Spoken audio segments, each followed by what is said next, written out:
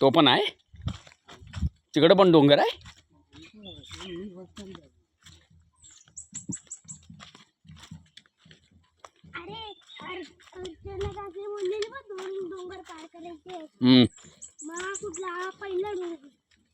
हा पालवात जातो आणि मग पालवाच्या नंतर कोळेवाडीत. आता तिथे खेळवतील थोडा वेळ.